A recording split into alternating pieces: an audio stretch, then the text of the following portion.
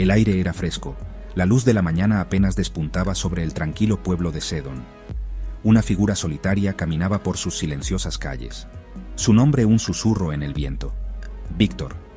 Víctor, decían, era un hombre de principios inquebrantables, un faro de justicia en un mundo a menudo envuelto en sombras. Su mente aguda y su resolución inquebrantable le habían ganado el respeto y el temor, tanto de la gente del pueblo como de los forasteros. Porque Víctor no era hombre que tolerara la injusticia, y su reputación le precedía como una tormenta. Víctor era conocido por su agudo intelecto, su capacidad para ver a través del engaño y desentrañar las más enredadas redes de mentiras. Poseía una habilidad casi asombrosa para la deducción, uniendo detalles aparentemente insignificantes en una imagen coherente de la verdad.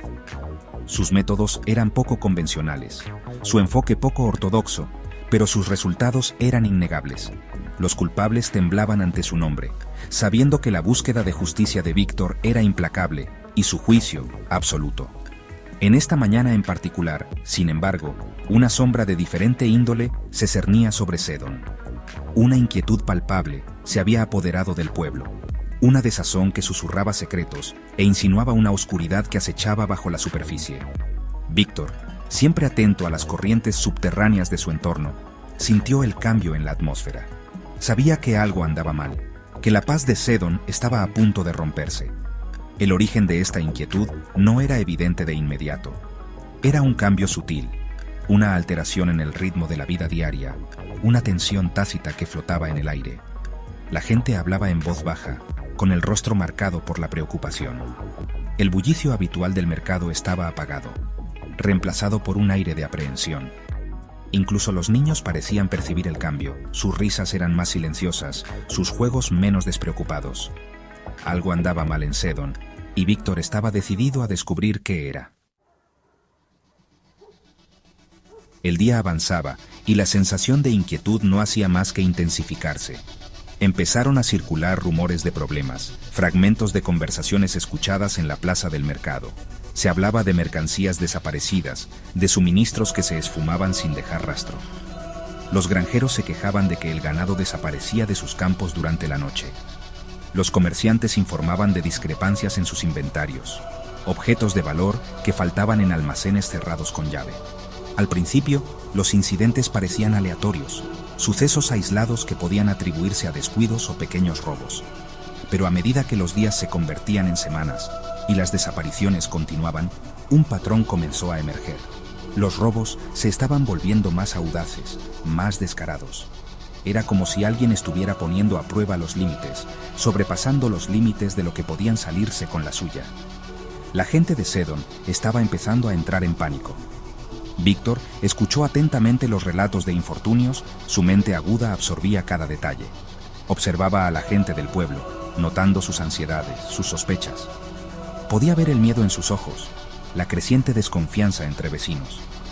Sabía que no se trataba de un ladrón cualquiera, de un delincuente de poca monta que operara en los márgenes de la sociedad. Esto era algo mucho más organizado, más insidioso.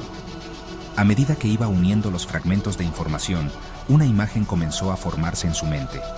No se trataba de una serie de actos aleatorios, sino de un esfuerzo coordinado, una conspiración que llegaba hasta el corazón de Sedon.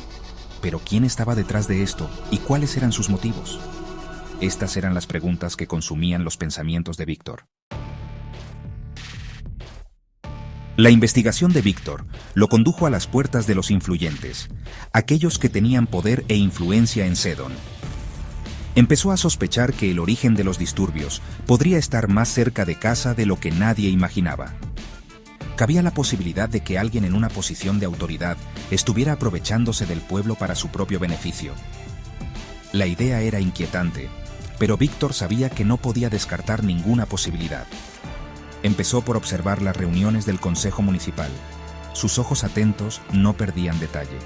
Se fijó en los gestos sutiles, las miradas fugaces que se cruzaban entre ciertos miembros. Escuchaba atentamente sus palabras, detectando los matices sutiles, las frases cuidadosamente elegidas que insinuaban agendas ocultas. Sus sospechas empezaron a consolidarse. El consejo estaba formado por 5 figuras prominentes: el alcalde Hawthorne, un hombre conocido por su ambición y su crueldad; El concejal Eldridge, un rico comerciante con fama de codicioso. La concejala Mallory, una astuta mujer de negocios con talento para la manipulación. El concejal Davis, un terrateniente tranquilo pero influyente. Y la concejala Thorne, una respetada anciana conocida por su sabiduría y su sentido de la justicia. Víctor sospechaba que al menos uno de ellos estaba involucrado en la desgracia del pueblo. ¿Pero quién? Cada miembro tenía sus secretos, sus vulnerabilidades, sus deseos ocultos. Víctor necesitaba encontrar la manera de sacar a la luz la verdad, de pillar al culpable con las manos en la masa. ¿Pero cómo?